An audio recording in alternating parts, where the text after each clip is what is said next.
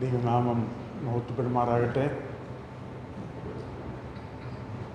ചില വർഷങ്ങൾക്ക് ശേഷം വീണ്ടും ഇവിടുള്ള സഭയിൽ വരുവാനും ഇങ്ങനെ ഒന്ന് രണ്ട് ശുശ്രൂഷകൾക്ക് അവസരം ലഭിക്കുവാനും ഇടയായതോർത്ത് ഞാൻ ദൈവത്തിന് നന്ദിയോടെ സ്തോത്രം ചെയ്യുന്നു.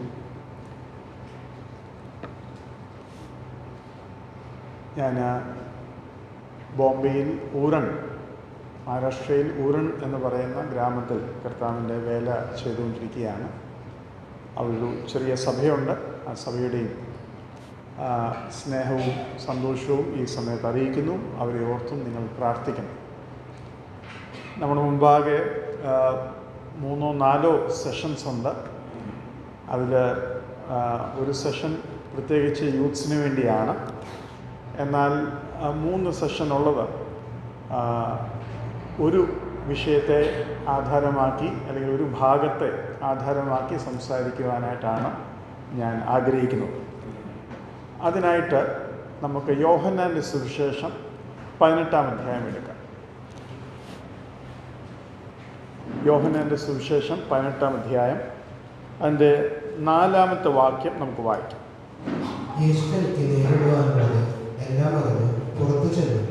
നിങ്ങൾ ആരെ തിരയുന്നുവെന്ന് അവരോട് ചോദിച്ചു. പേപ്പർ മറിയുന്ന ശബ്ദം കേൾക്കുന്നേ ഉള്ളൂ, വായിച്ചു കഴിഞ്ഞു. ഒന്നുകൂടെ വായിക്കാം. യേശു തനിക്ക് നേരിടുവാനുള്ളത് എല്ലാം അറിഞ്ഞ് പുറത്തു ചെന്നു നിങ്ങൾ ആരെ തിരയുന്നുവെന്ന് അവരോട് ചോദിച്ചു. യേശു തനിക്ക് നേരിടുവാനുള്ളത് എല്ലാം അറിഞ്ഞ് പുറത്തേക്ക് ചെന്ന് അവരോട് ചോദിക്കുകയാണ്, നിങ്ങൾ ആരെ തിരയുന്നു? തനിക്ക് നേരിടുവാനുള്ളതെല്ലാം അറിഞ്ഞ്. എന്തൊക്കെ കർത്താവിനറിയാം? കർത്താവിനെ പിടിച്ചുകൊണ്ട് പോകുന്ന രാത്രി, ആ രാത്രി മുഴുവനും ശത്രുക്കളുടെ മുമ്പാകെ നിൽക്കുന്ന അനുഭവം, അവർ കണ്ണ് കെട്ടി അടിക്കുന്ന അനുഭവം ഇല്ലേ? ഒരു ജയിൽ പുള്ളി ഒരിക്കൽ പറയുമായിരുന്നു, വിശ്വാസത്തിൽ വന്നതിന് ശേഷം, എന്നെ പോലീസുകാർ ഒത്തിരി ഇടിച്ചിട്ടുണ്ട്, പക്ഷെ ആരും എന്നെ തുപ്പിയിട്ടില്ല. ഞാൻ ചിന്തിക്കുകയായിരുന്നു, ആരെങ്കിലും കണ്ണ് അടച്ചടിക്കുമോ? അതെന്നാ അടിയല്ലേ, എവിടുന്നാണ് വരുന്നതെന്നറിയില്ല. ഒന്ന് ഷ്രിങ്ക് ചെയ്യാൻ പോലും, ഇപ്പം ഇവിടുന്നാണ് അടി വരുന്നതെങ്കിൽ നമ്മൾ ഇങ്ങനെ ഒന്ന് കാണിക്കുമല്ലേ? അതുപോലുമില്ല. ഇങ്ങനെ ഒരു ഒരു ഒരു ഊഹവുമില്ല എവിടുന്ന് അടി വരുന്നതെന്ന്, ആരാ അടിക്കുന്നതെന്ന്. അപ്പോൾ അതെല്ലാം അറിഞ്ഞ്, ആ അറിവ്, നാളെക്കുറിച്ച്, അടുത്ത നിമിഷത്തെക്കുറിച്ചുള്ള അറിവ്, മാത്രമല്ല അതിനെന്തുമാത്രം വേദന കാണുമെന്നുള്ള അറിവ്.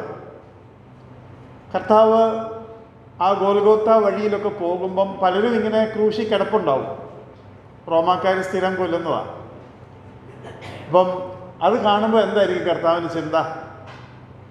അവരുടെ ആ വേദന. നമുക്ക് ഒരു അസുഖം വന്നാൽ ആ അസുഖമുള്ള ആളിനെ കാണുമ്പോൾ നമ്മൾ ഒത്തിരി കാര്യങ്ങൾ ചോദിക്കും അല്ലേ? ലിവറോ ഹാർട്ടോ ഒക്കെ പ്രശ്നമുള്ളവരെ അന്നേരം ഭയങ്കരമായിട്ട് ചോദിക്കും, എങ്ങനെയാ, എന്ത് ചെയ്യണം? അപ്പോൾ കർത്താവ് അതെല്ലാം അറിഞ്ഞ്, ആ വാക്കിനെ നമ്മൾ വെറുതെ വിടരുത്. തനിക്ക് സംഭവിക്കുവാനുള്ളത് എല്ലാം അറിഞ്ഞ്, ഓരോ ചാട്ടവാറിൻ്റെയും അടി, അതിലേതടിയിലാണ് ഈ വാരിയലിൻ്റെ ഇടയിലേക്ക് ആണിയോ എല്ലോ കയറിപ്പോകാൻ പോകുന്നത്, ഏതടിയിലാണ് അത് വലിക്കുമ്പോൾ മാംസകഷ്ണം കൂടെ കീറി വരാൻ പോകുന്നത് എന്നറിയാവുന്ന കർത്താവ്, എല്ലാം അറിയുന്നവൻ. ഞാൻ ചോദിച്ചോട്ടെ, നാളെക്കുറിച്ചുള്ള അറിവ് നമുക്ക് ഉണ്ടെങ്കിൽ, അങ്ങനെ ദൈവം തരികയാണെങ്കിൽ, അത് നല്ലതാണോ അഴുക്കാണോ?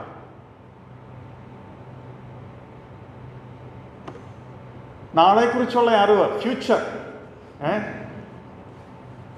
അസ്ട്രോളജിയും ഹസ്തരേഖാശാസ്ത്രമൊക്കെ പറയുന്നവർ നാളെക്കുറിച്ച് പറയുന്നവരാ.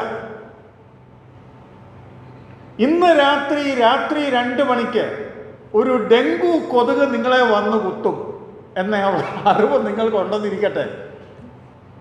എങ്ങനെയായിരിക്കും ഇന്ന് രാത്രി? ഇത് ഏത് കൊതുകാണെന്നും അറിയത്തില്ലല്ലോ, പല കൊതുക് കടിക്കുന്നുണ്ട്. ഇല്ലേ? ഇന്ന് രാത്രി അല്ലെങ്കിൽ ഇതുവഴി അങ്ങോട്ട് പോകുമ്പോൾ നമ്മുടെ വിചാരം നാളെക്കുറിച്ചുള്ള അറിവ് നല്ലതാണെന്ന്. നമുക്ക് ഭയങ്കര ആകാംക്ഷയാണ് നാളെക്കുറിച്ച് അറിയാൻ, അല്ലേ? അതുപോലെ മണ്ടത്തരം വേറൊന്നുമില്ല. നാളെക്കുറിച്ച് ഒന്നും അറിയാൻ മേലത്തെ കൊച്ചു കുഞ്ഞുങ്ങളോ. ഇനി അതെല്ലാം കർത്താവിൻ്റെ കയ്യിൽ ഭരമേൽപ്പിച്ചു കഴിയുമ്പോൾ 100% ഞാൻ സെക്യൂർ ആകിയ, ഒന്നും സംഭവിക്കത്തില്ലെന്നല്ല, അത് മുഴുവനും അറിയാവുന്ന കർത്താവ് ആ ഭാരം ചുമന്നോളും. ഇവനെ ഒരു മലേറിയ ഉള്ള കൊതുക്, ഡെങ്കു ഉള്ള കൊതുക് കടിക്കാൻ പോകുന്നു എന്നുള്ള അറിവ് കർത്താവിനുണ്ട്. അത് അവിടെ ഇരുന്നോട്ടെ, കർത്താവ് അറിഞ്ഞാൽ പോരെ. തനിക്ക് സംഭവിക്കുവാനുള്ളതെല്ലാം അറിഞ്ഞു. അപ്പോൾ ഞാൻ ആദ്യമായി പറയാൻ ആഗ്രഹിക്കുന്നത്, നമ്മൾ വിചാരിക്കുന്ന ഒരു ഭാരമല്ല കർത്താവിൻ്റെ ഹൃദയത്തിലുള്ളത്. എന്ത് സംഭവിക്കാൻ പോകുന്നു എന്നുള്ള ആകാംക്ഷയുടെ ഭാരമല്ല, തനിക്ക് സംഭവിക്കുവാൻ പോകുന്നതെല്ലാം അറിഞ്ഞ് നിൽക്കുന്ന കർത്താവിൻ്റെ ഒരു ഹൃദയമാണ് നാം ഇവിടെ വെച്ച് കാണേണ്ടത്. അതെല്ലാം അറിഞ്ഞുകൊണ്ട് കർത്താവ് എന്ത് ചെയ്തു? പുറത്തു ചെന്നു നിങ്ങൾ ആരെ തിരയുന്നു എന്ന് അവരോട് ചോദിച്ചു. ഗെത്സമനത്തോട്ടം നല്ല ഇരുട്ടാണെന്ന് മാത്രമല്ല, ആ സമയത്തെക്കുറിച്ച് കർത്താവ് ഒരു ടൈറ്റിൽ, ഒരു കമന്റ് പറഞ്ഞിട്ടുണ്ട്. എന്താ ഇത്? ദി അവർ ഓഫ് ഡാർക്ക്നെസ്, ഇരുട്ടിൻ്റെ മണിക്കൂറുകളാണ്. എന്ന് വെച്ച് കഴിഞ്ഞാൽ ഇതൊരു പൈശാചിക മണിക്കൂറാണ്. അതിന് വേറെയും കാരണമുണ്ട് അങ്ങനെ പറയുന്നതിന്. യൂദാസിന്റെ ഉള്ളിൽ ഇപ്പൊ ആരുണ്ട്? പിശാചാണോ അശുദ്ധാത്മാവാണോ? ഞാൻ ചോദിക്കുന്നതിൽ, ഇങ്ങനെ ചോദ്യം ചോദിച്ച് സംസാരിക്കുന്നതിൽ വിഷമമൊന്നും തോന്നരുത്. നിങ്ങളുടെ ഉത്തരവൊക്കെ എനിക്ക് ഭയങ്കര പ്രോത്സാഹനമാണ്. അപ്പം എൻ്റെ ചോദ്യം ഇതാണ്, യൂദാസിന്റെ ഉള്ളിൽ പിശാചാണോ അശുദ്ധാത്മാവാണോ? പിശാചും സാത്താനും. അത് ചോദിക്കുന്നതിൻ്റെ കാരണം, ആ തെറ്റിദ്ധാരണ ഉണ്ടെങ്കിൽ അങ്ങ് മാറിക്കോട്ടെ എന്ന് വിചാരിച്ചാൽ. പിശാചാണ്, സാക്ഷാൽ സാത്താനാണ്, അശുദ്ധാത്മാക്കളല്ല. ഓക്കെ, അശുദ്ധാത്മാക്കളല്ല. ഒരു ചോദ്യം ഇവിടെ, പിശാച് കയറിയിട്ടുള്ള വേറെ ഒരു മനുഷ്യന്റെ പേര് പറയാമോ?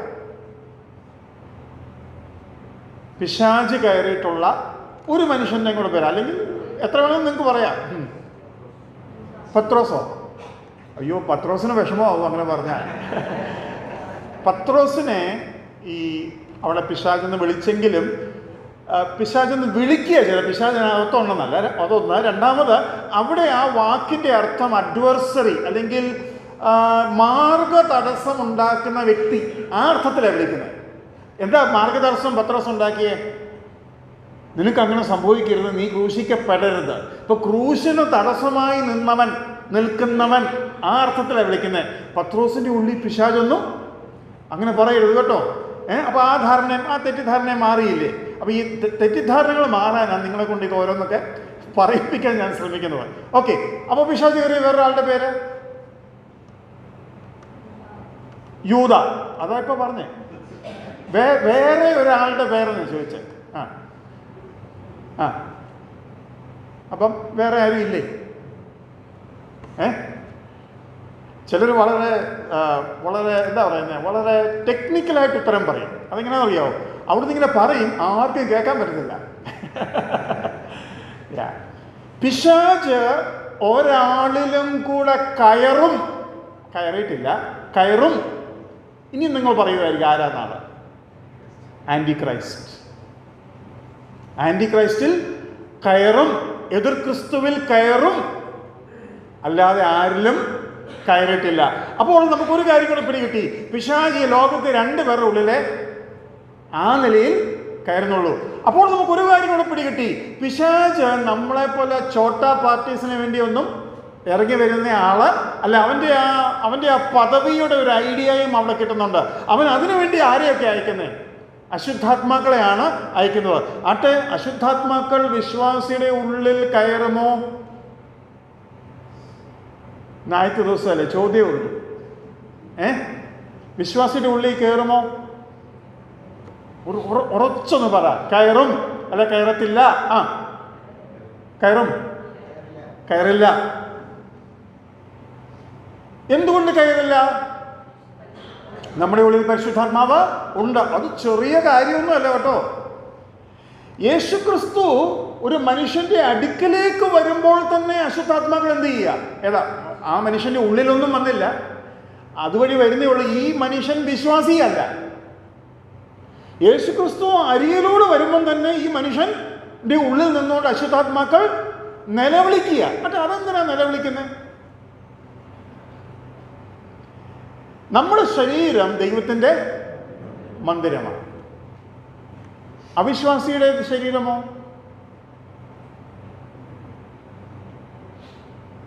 അത് ദൈവത്തിൻ്റെ മന്ദിരമല്ല. ആണോ? എങ്ങനെ പറയണ്ടേ? ദൈവം മനുഷ്യനെ സൃഷ്ടിച്ചത് തനിക്കായിട്ടാണ്. മനുഷ്യൻ ദൈവത്തിൻ്റെ സൃഷ്ടിയാണ്. മനുഷ്യന്റെ ശരീരം ദൈവത്തിന് വേണ്ടി ഉണ്ടാക്കിയിട്ടുള്ള മന്ദിരമാണ്. അതിനെ പിശാച് കൈയടക്കി എന്നുള്ളത് സത്യമാണ്. ഈ മന്ദിരത്തിന്മേൽ വിശ്വാസിയാണെങ്കിലും അവിശ്വാസിയാണെങ്കിലും സാക്ഷാൽ അവകാശി ദൈവമാണ്. സാക്ഷാൽ അവകാശി വരുമ്പോൾ യാതൊരു അവകാശമില്ലാത്തവൻ വിറയ്ക്കും. അതുകൊണ്ട് എല്ലാ ശരീരവും ദൈവത്തിൻ്റെ മന്ദിരമാണ്. പക്ഷെ ആ മന്ദിരം ആ ദൈവത്തെ അംഗീകരിച്ചിട്ടില്ല എന്നുള്ളത് ശരിയാണ്. ഇനി അതിൻ്റെ വേറൊരു വശം കൂടെ പറയാം.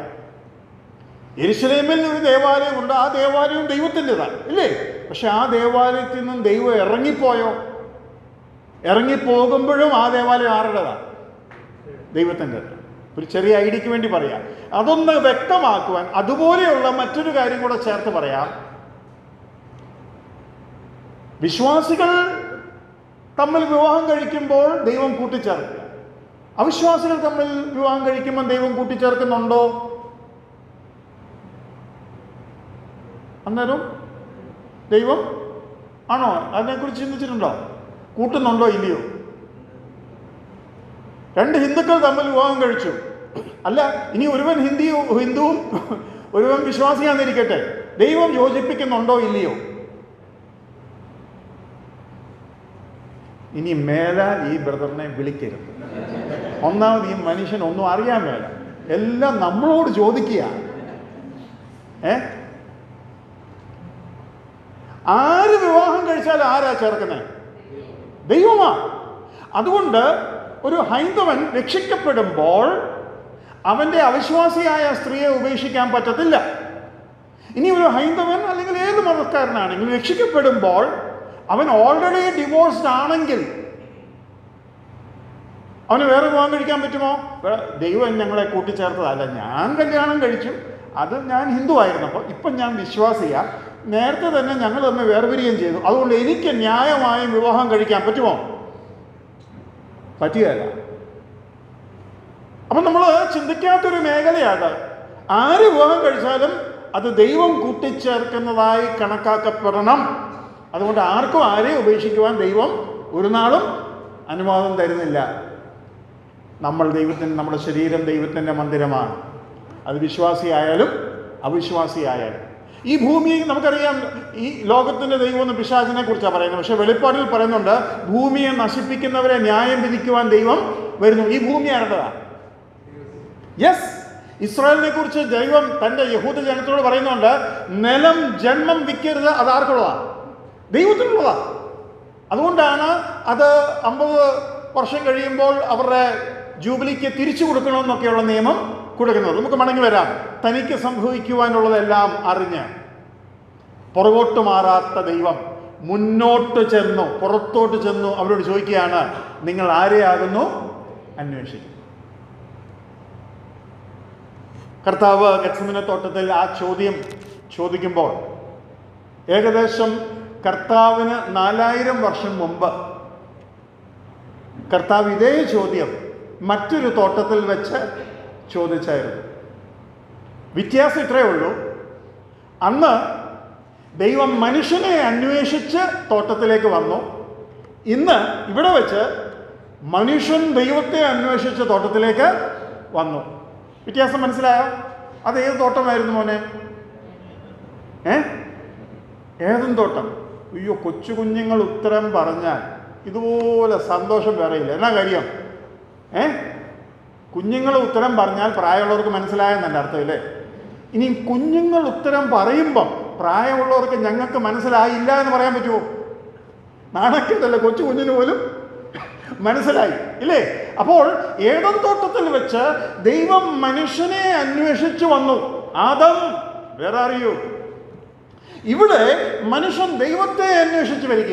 എന്നാൽ അവിടെ മനുഷ്യനെ അന്വേഷിച്ച് വരുന്ന ദൈവം അവനെ കൊല്ലുവാനും നശിപ്പിക്കുവാനുമല്ല, അവനെ രക്ഷിക്കുവാനും കരുതുവാനും വന്നപ്പോൾ ഇവിടെ മനുഷ്യൻ ദൈവത്തെ അന്വേഷിച്ച് വന്നത് നശിപ്പിക്കുവാൻ, അവനെ കൊല്ലുവാൻ വേണ്ടിയായി.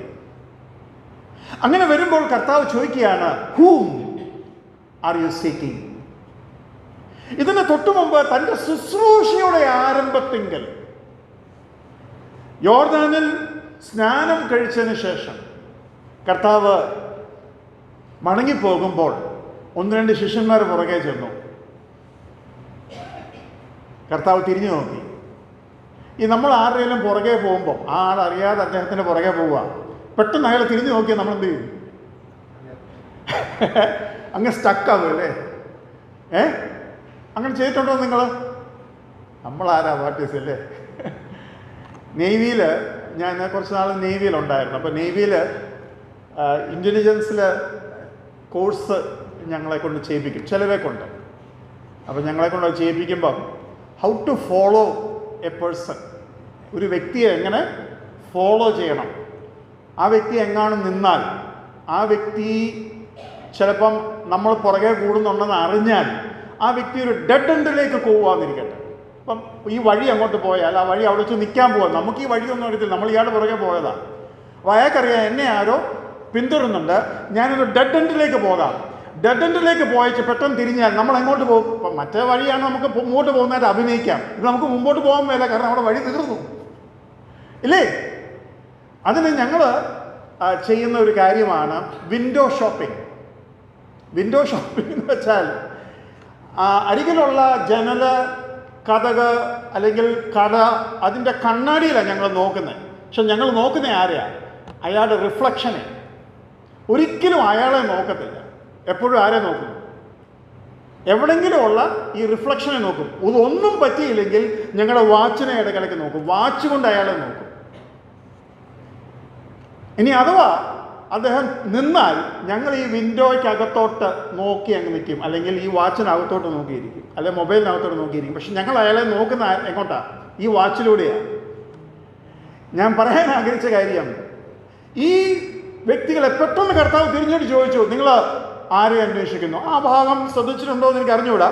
ഒന്ന് നോക്കിക്കേ. യോഹന്നാന്റെ സുവിശേഷം 1-ാം അധ്യായം അതിൻ്റെ 38-ാമത്തെ വാക്യം ഒന്ന് നോക്കാമോ? യോഹന്നാൻ 1:38. യേശു തിരിഞ്ഞ് ആ പിന്നാലെ വരുന്നത് കണ്ട് അവരോട്, നിങ്ങൾ എന്ത് അന്വേഷിക്കുന്നു എന്ന് ചോദിച്ചു.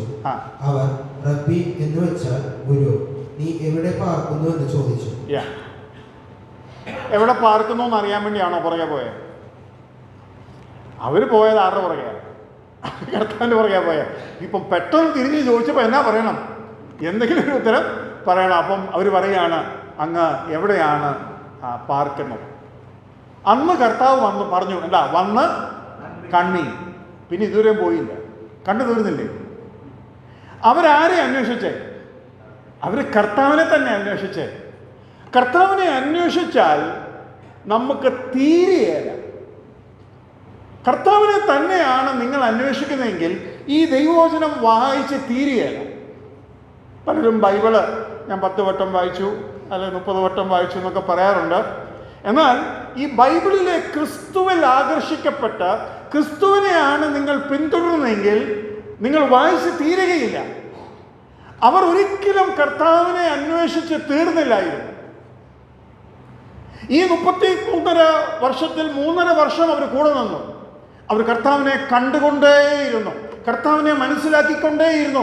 കർത്താവ് പറഞ്ഞതും അത് തന്നെയാണ്, വന്ന് കണ്ണീൻ എന്ന് വെച്ച് കഴിഞ്ഞാൽ നിങ്ങൾക്ക് എന്നെ കാണണമെങ്കിൽ എനിക്കൊപ്പം നിന്ന് നിങ്ങൾ എന്നെ നോക്കിക്കൊണ്ടേയിരിക്കണം, നിങ്ങൾ എന്നെ കണ്ടുകൊണ്ടേയിരിക്കും. അവർ കണ്ടുകൊണ്ടേയിരുന്നു. പ്രിയമുള്ളവരെ, യേശുക്രിസ്തുവിനെ കാണുവാനുള്ള ഭാഗ്യം നമുക്ക് ലഭിക്കണം. ഇവിടെ വെച്ച് നമ്മൾ യേശുക്രിസ്തുവിനെ കാണുക. എങ്ങനെ കാണുന്നേ? ഗെത്സമനെ തോട്ടത്തിൽ സകലതും അറിഞ്ഞിട്ട് പുറത്തോട്ട് വരുന്ന കർത്താവ് അവരോട് ചോദിക്കുക, ഹൂം ആർ യു സീക്കിംഗ് എന്ന് വെച്ച് കഴിഞ്ഞാൽ ഗെത്സമനെ തോട്ടത്തിലും ആരാ നേതൃത്വം എടുത്തിരിക്കുന്നത്? Who is taking the lead? ആരാ നേതൃത്വം? യേശുക്രിസ്തുവാണ്. അവർ ചോദിക്കുന്നതിൻ്റെ കർത്താവ് ചോദിക്കുന്നതിൻ്റെ ഉത്തരമേ ഇവർ പറയുന്നുള്ളൂ. അവൻ ഉത്തരവാദിത്വം എടുക്കുന്നു. അവൻ ഈ തനിക്ക് സംഭവിക്കാനുള്ളതെല്ലാം അറിഞ്ഞിട്ട് പുറകോട്ട് പോകുന്നില്ല. He's an unchanging God. അതിനെക്കുറിച്ച് ഇനിയും നമുക്ക് പഠിക്കാനുണ്ട്. അപ്പോൾ നമ്മൾ അവനെ കാണുകയാണ്. മാറ്റമില്ലാത്ത കർത്താവ്. ഭൂമിയുടെ അടിസ്ഥാനങ്ങൾ ഇടുന്നതിന് മുമ്പ് തന്നെ അറുക്കപ്പെട്ട കുഞ്ഞാടിൻ്റെ മാറ്റമില്ലാത്ത ഹൃദയം ഗെത്സമനെ തോട്ടത്തിൽ വെച്ച് കാണുകയാണ്. മാറ്റമില്ലാത്ത ഹൃദയമെന്ന് ഞാൻ പറഞ്ഞപ്പം നിങ്ങളുടെ മനസ്സിൽ എന്തെങ്കിലും വന്നോ? ഗെത്സമനെ തോട്ടത്തിൽ മാറ്റമില്ലാത്ത, ഗതിഭേദത്താൽ ആച്ഛാദനമില്ലാത്തവനാണ് ദൈവമെന്ന് പറയുന്ന ആ സ്വഭാവത്തിന് എവിടെയെങ്കിലും എന്തെങ്കിലും ഒരു സംശയം നിങ്ങളുടെ മനസ്സിൽ വന്നോ? ഞാൻ പറഞ്ഞ സമയത്ത് എന്തെങ്കിലും ഒരു മനസ്സിൽ വന്നോ? ഇല്ലേ? കർത്താവ് പറയുന്നില്ലേ കഴിയുമെങ്കിൽ? അത് വന്നോ? ഞാൻ പറഞ്ഞപ്പോൾ വന്നോ? ആർക്കെങ്കിലും ഒന്ന് കൈ ഉയർത്താം. ആർക്കെങ്കിലും ആ മനസ്സിൽ കർത്താവ് ഒരു മാറ്റവും മനസ്സിന് വന്നില്ലെന്ന് എങ്ങനെയാണ് പറയുന്നത്? കർത്താവ് ഗെത്സമനെ തോട്ടത്തിൽ വെച്ച് 3 വട്ടം പ്രാർത്ഥിച്ചു, എൻ്റെ കഴിയുമെങ്കിൽ ഈ പാനപാത്രം നീങ്ങണമേ എന്ന്. അത് ആരെല്ലാം മനസ്സിൽ വന്നോ ആ ചിന്ത? ഞാനിത് പറഞ്ഞപ്പം അതിനെക്കുറിച്ചും ദൈവം സഹായിച്ചാൽ നമുക്ക് ചിന്തിക്കാം. ഇപ്പോഴല്ല, അതിന് സമയം വരുമ്പം. അപ്പോൾ ഈ കർത്താവിനെ നമ്മൾ കാണുക. എങ്ങനെ കാണുന്നത് എന്ന് ഞാൻ പറഞ്ഞു തരിക. കാരണം കാണുമ്പം കണ്ടെന്ന് നിങ്ങൾക്ക് മനസ്സിലായില്ലെങ്കിലോ? കർത്താവ് തന്നെ ചിലപ്പം പ്രവാചകന്മാരോടൊക്കെ ചോദിക്കും, നീ എന്ത് കാണുന്നു? ചിലപ്പോൾ ചില കാര്യങ്ങൾ കണ്ടാലും അത് കാണുകയാണെന്നുള്ള ബോധം നമുക്ക് ഇല്ലാതെ പോകും. അങ്ങനെ ചിലപ്പം ഡ്രൈവൊക്കെ ചെയ്യുമ്പോൾ നമ്മളെ സഹോദരന്മാരെ ഡ്രൈവ് ചെയ്യുമ്പം ചിലപ്പോൾ സഹോദരി പറയും, നീ അത് കണ്ടോ? സഹോദരി എന്നാ പറയും? എന്നതാ ഇല്ലേ? അങ്ങനെ പറയാറുണ്ടോ? കാരണം ഈ ഓടിക്കുന്ന വ്യക്തി കാണുന്നത് ഈ കൂടെ ഇരിക്കുന്ന വ്യക്തി കാണുന്നില്ല. കണ്ണുകൊണ്ട് കാണുന്നുണ്ടാവും, പക്ഷെ അത് മനസ്സിലാക്കുന്നില്ല. യേശുക്രിസ്തുവിനെ നമ്മളിവിടെ കാണുകയാണ്. എന്താ? മാറാത്തവൻ, പിന്മാറാത്തവൻ, നേതൃത്വം എടുക്കുന്നവൻ, സകലതും അറിയുന്നവൻ. ഇനി സകലതും അറിയുന്നവൻ, തനിക്ക് സംഭവിക്കുവാൻ പോകുന്നത് സകലതും അറിയുന്നവൻ നമ്മെയും പൂർണ്ണമായി അറിയുന്നു. എന്നിട്ടും അവൻ നമ്മെ രക്ഷിച്ചു. എന്നെ അറിഞ്ഞ ആരെങ്കിലും എന്നെ രക്ഷിക്കുമോ? നമ്മൾ ആരെങ്കിലും സഹായിച്ചിട്ടുണ്ടെങ്കിൽ മിക്കവാറും നിരാശപ്പെട്ടിട്ടുണ്ട്, ഇല്ലേ? ഈ കാര്യം നേരത്തെ അറിയാമായിരുന്നെങ്കിലോ നമ്മൾ സഹായിക്കുമായിരുന്നോ? അപ്പോൾ ഇവിടെ നമ്മെ അറിയാമായിരുന്നിട്ടും അവൻ നമ്മെ രക്ഷിക്കുകയാണ് ചെയ്തത്. ഇന്നെനിക്ക് കർത്താവിൻ്റെ നാമത്തിൻ്റെ മഹത്വത്തിനായിട്ട് ഞാൻ പറയട്ടെ, ഒരാളുടെ സുവിശേഷം പറയാൻ ട്രെയിനിൽ വെച്ച് അവസരം ലഭിച്ചു. ഞാൻ പ്രതീക്ഷിച്ചതിനെക്കാട്ടിലൊക്കെ ഭയങ്കര റെസ്പോൺസായിരുന്നു. അത് നാളെ കുഞ്ഞുങ്ങൾ ചോദിച്ചിട്ടുണ്ട്, ഒരു യൂത്ത്സ് ചോദിച്ചിട്ടുണ്ട്, how to share the gospel without offending other faiths. മറ്റു വിശ്വാസങ്ങളെ ഒഫൻഡ് ചെയ്യാതെ എങ്ങനെ സുവിശേഷം പറയാമെന്ന് യൂത്ത്സ് അങ്ങനെ ഒരു ക്ലാസ് എടുക്കണമെന്ന് പറഞ്ഞിട്ടുണ്ട്. അപ്പം ഞാൻ ഇന്ന് അദ്ദേഹത്തോട് സുവിശേഷം പറഞ്ഞപ്പം അദ്ദേഹം പറഞ്ഞ കാര്യങ്ങൾ അത് അവിടെ വെച്ച് യൂത്ത്സിനോട് പറയാം. എന്നാൽ നിങ്ങളോട് ഞാനൊരു വാക്ക് പറയാൻ ആഗ്രഹിക്കുക. അദ്ദേഹം പറഞ്ഞൊരു വാക്ക്, കർത്താവിനോട് ക്ഷമ ചോദിച്ചു, കർത്താവ് നമ്മളോട് ക്ഷമിച്ചു, പക്ഷെ പിന്നെയും നമ്മൾ ചെയ്യുമല്ലോ. പിന്നെയും നമ്മൾ ചെയ്യുമല്ലോ. അതൊരു തികഞ്ഞ ഹൈന്ദവ പശ്ചാത്തലത്തിൽ നിന്നും വരുന്നൊരു വ്യക്തി അങ്ങനെ ഒരു ചോദ്യം ചോദിച്ചപ്പം ഞാൻ വസ്തുതയെ അതിശയിച്ചു. ആദ്യമായിട്ട് സുവിശേഷം കേൾക്കുക, പിന്നെയും ചെയ്യുമല്ലോ. അപ്പം ഞാൻ അദ്ദേഹത്തോട് പറഞ്ഞു, കർത്താവിനോട് രക്ഷിക്കണമെന്ന് പറഞ്ഞാൽ ഇന്നൊരു ദിവസത്തേക്ക് രക്ഷിക്കണമെന്നാണോ നമ്മൾ പറയുന്നത്? വരാൻ പോകുന്ന നിത്യ നരകത്തിൻ്റെ അല്ലെങ്കിൽ പാപത്തിൻ്റെ ശമ്പളമായ നരകത്തിൽ നിന്ന് രക്ഷിക്കണമെന്നാണ് നമ്മൾ പറയുന്നത്. അതായത് ഇന്നൊരു ദിവസത്തേക്കല്ല. കർത്താവ് ഏക്കുവാണ്, മുഴുവൻ ഏക്കണം. കാരണം എനിക്ക് ഒരു ദിവസം പോലും ഏക്കാൻ പറ്റത്തില്ല. അതുകൊണ്ട് കർത്താവ് അങ്ങനെ നമ്മളെ രക്ഷിക്കുന്നത്. എല്ലാ ദിവസത്തെയും പാപത്തിന് വേണ്ടി അവൻ്റെ പക്കൽ പരിഹാരമുണ്ട് എന്ന് വെച്ച് തോന്നുന്ന പോലെ ജീവിക്കാമെന്നല്ല അതിൻ്റെ അർത്ഥം എന്നൊക്കെ പറയാനായിട്ട് ഇടയായി തീർന്നു. ഞാൻ പറയാൻ ആഗ്രഹിച്ച കാര്യം, അവൻ നമ്മൾ ചെയ്യാൻ പോകുന്ന സകല കുസൃതിയും അറിഞ്ഞിട്ടും, തനിക്ക് സംഭവിക്കുവാൻ പോകുന്നത് എല്ലാം അറിഞ്ഞിട്ടും അവൻ മുന്നോട്ട് ചെന്നു, അവൻ പുറത്തോട്ട് ചെന്നു. അവൻ അവരോട് ചോദിച്ചു, ഹൂം ആർ യു സീക്കിംഗ്? നിങ്ങൾ ആരെയാകുന്നു അന്വേഷിക്കുന്നത്? അപ്പോൾ ഗത്സമന തോട്ടത്തിൽ നിന്നും ഏദൻ തോട്ടത്തിൽ ഒന്ന് പോയി, ഏദൻ തോട്ടത്തിൽ നിന്നും മടങ്ങി യോർദാന്റെ കരയിലൊന്നെത്തി, യോർദാന്റെ കരയിൽ നിന്ന് നമുക്ക് വീണ്ടും ഇങ്ങോട്ട് വരാം. ഈ 3.5 വർഷം കർത്താവ് ശുശ്രൂഷ ചെയ്തിട്ട് വരാത്ത ഒരു കൂട്ടർ ശുശ്രൂഷയുടെ അവസാന നിമിഷം വന്നിട്ട് പറയാ, ഞങ്ങൾക്ക് കർത്താവിനെ ഒന്ന് കാണണമെന്ന്. എന്തോ പറഞ്ഞേ? ഞങ്ങൾക്ക് അങ്ങനെ പറഞ്ഞായിരുന്നു ആരെങ്കിലും? ഒന്ന് നോക്കിക്കേ, യോഹന്നാന്റെ സുവിശേഷം 12-ാം അധ്യായം 12:21 വായിച്ചാട്ടെ. ഇവർ ഗലീലയിലെ ബേത്സയിദക്കാരനായ ഫിലിപ്പോസിന്റെ അടുക്കൽ ചെന്ന് അവനോട്, യജമാനനെ, ഞങ്ങൾക്ക് യേശുവിനെ കാണാൻ താല്പര്യമുണ്ട് എന്നപേക്ഷിച്ചു.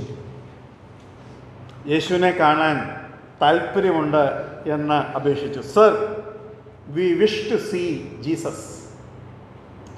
എന്നാ ഒരു റിക്വസ്റ്റ് അല്ലേ?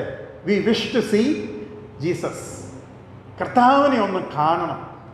അപ്പോൾ ഈ കാര്യം കർത്താവിനോട് അറിയിച്ചു. കർത്താവ് എന്തോ ഉത്തരമായിട്ട് പറഞ്ഞേ? കർത്താവ് എന്തോ ഉത്തരമായിട്ട് പറഞ്ഞേ? ഒന്ന് നോക്കിക്കേ, 23-24. യേശു അവരോട് ഉത്തരം പറഞ്ഞത്, മനുഷ്യപുത്രൻ തേജസ്കരിക്കപ്പെടുവാനുള്ള നാഴിക വന്നിരിക്കുന്നു.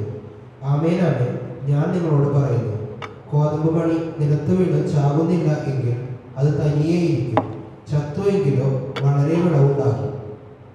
കർത്താവിനോട് എന്തുവാ ചോദിച്ചത്? കർത്താവ് എന്തുവായി പറയുന്നു? അങ്ങനെ ചിന്തിച്ചിട്ടുണ്ടോ? ഇവർക്ക് എന്തുവാ വേണ്ടിയേ? ഞങ്ങൾക്ക് യേശു ക്രിസ്തുവിനെ ഒന്ന് കാണണം. യേശു ക്രിസ്തു പറയുക, പുത്രൻ മഹത്വപ്പെടുവാൻ സമയമായി. മാത്രമല്ല, പിന്നെ ഗോതമ്പ് മണി നിലത്ത് വീണ് ചാകുന്നില്ല എങ്കിൽ എന്തുവാ എൻ്റെ അർത്ഥം? ഞാൻ മനസ്സിലാക്കുന്നത് ഇങ്ങനെയാണ്, കാണാനുള്ളതൊക്കെ തീർന്നു, എൻ്റെ ശുശ്രൂഷയൊക്കെ തീർന്നു. ഇനി നിങ്ങൾക്ക് എന്നെ കാണണമെങ്കിൽ ഞാൻ മഹത്വപ്പെടാൻ പോകുന്ന ഗോതമ്പ് മണി വീഴാൻ പോകുന്ന സ്ഥലത്ത് വരണം. ഇവിടെ വെച്ച് എന്നെ കണ്ടിട്ട്, കാരണം ഞാൻ 12-ാം അധ്യായത്തിൽ ശുശ്രൂഷ നിർത്തുക, 13-ാം അധ്യായത്തിൽ ഞാൻ എങ്ങോട്ട് കയറും? മാളിക മുകളിലേക്ക് കയറും. 14, 15, 16, 17 ശിഷ്യന്മാരുടെ കൂടെ ചെലവഴിക്കും. 18-ാം അധ്യായത്തിൽ ഞാൻ ഗത്സമന തോട്ടത്തിൽ പോകും. 18-ന്റെ അവസാനം സന്നദ്രീൻ സംഘം. 19-ൽ ഞാൻ ന്യായം വിധിക്കപ്പെടും. 20-ൽ ഞാൻ. അപ്പോൾ നിങ്ങൾക്കിനി കാണാൻ അവസരം കിട്ടണമെങ്കിൽ നിങ്ങൾ എങ്ങോട്ട് വരണം? പുത്രൻ തേജസ്കരിക്കപ്പെടാൻ പോകുക, അല്ലെങ്കിൽ പുത്രന്റെ മഹത്വം ക്രൂശിൽ വെളിപ്പെടാൻ പോകുക, അവിടേക്ക് വരണം. നിങ്ങൾക്ക് എന്നെ കാണണമെന്നല്ലേ പറഞ്ഞേ? ഹൂം ഡു യു സീക്ക്? ശിഷ്യന്മാരോട് പറഞ്ഞു, എൻ്റെ കൂടെ വാ, കാരണം കാണാൻ ഇഷ്ടം പോലെ ഉണ്ട്. ഞാൻ ഓർക്കുകയായിരുന്നു, ഇങ്ങനെ കാണാൻ ആഗ്രഹിച്ച ഒരാൾ നിരാശപ്പെട്ടു പോയ വേറൊരു സംഭവമുണ്ട്. ഭയങ്കരമായിട്ട് ആഗ്രഹിച്ചു, ഒരു വിധത്തിൽ അപേക്ഷിച്ചു. പക്ഷെങ്കിൽ കർത്താവ് പറഞ്ഞു, ഇനി മേലെ ഈ വിഷയവുമായിട്ട് എന്നോട് സംസാരിച്ച് വരണ്ടെന്ന് പറഞ്ഞു. ആരാ അത്? മോശ അല്ലേ? മോശ പറഞ്ഞു, എനിക്ക് കാണണം. എന്തോ കാണണമെന്നാ? നമ്മൾ ഒരു അവധി ചോദിക്കാന്നിരിക്കട്ടെ, ഒരു ബോസിനോട്, നമ്മുടെ യജമാനോട് അവധി ചോദിക്കുക. അപ്പോൾ അവധി ചോദിക്കുമ്പം നമ്മൾ എന്തെങ്കിലും ഒരു കാരണം ഉണ്ടാക്കും. കാരണം ഉണ്ടായിട്ട് അവധി ചോദിക്കും, അത് വേറെ കാര്യം. എന്നാൽ കാരണമില്ലെങ്കിൽ ചുമ്മാ എന്ന് പറയുമോ? സാറേ 2 ദിവസം അവധി വേണം. എന്നാ ചുമ്മാ അങ്ങനെ പറയുമോ? ചുമ്മാ എന്നൊക്കെ ഇവിടെ ഉപയോഗിക്കുമോ? ഇല്ലേ? അപ്പം നമ്മൾ എന്തെങ്കിലും ഒരു കാരണം പറയും. നേവിയിലൊക്കെ ആണെങ്കിൽ ഞങ്ങൾ grand mother died, grand father died എന്നൊക്കെ പറയും. അപ്പോൾ ചിലപ്പോൾ 2-3 വട്ടമൊക്കെ ഞങ്ങളൊരു കൊല്ലാറുണ്ട്, ഇല്ലേ? അപ്പം മോശ എന്ത് കാരണമാണ് പറഞ്ഞേ? നിനക്ക് കനാൻ നാട് കാണണം സംഭവിച്ചു, എന്ത് കാരണത്താൽ? എന്തിനു കാണണം നീ? അത് അവിടുത്തെ ആ നല്ല സീനറിയൊക്കെ കാണണം, അതാണോ മോശ പറഞ്ഞേ? എന്തുവാ മോശ പറഞ്ഞേ? പറയുന്നവർക്ക് സമ്മാനം വല്ലതും തന്നാ പറയുമോ? മഹത്വം, ദൈവ തേജസ് കാണണമെന്ന് പറഞ്ഞോ? എന്തുവാ പറഞ്ഞേ?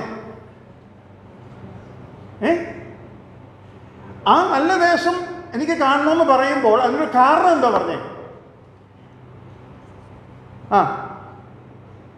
അമ്മ മോന് ഉത്തരം പറഞ്ഞു കൊടുക്കുക, മോൻ ഇത് പറഞ്ഞു. എന്താ കാരണം പറഞ്ഞേ?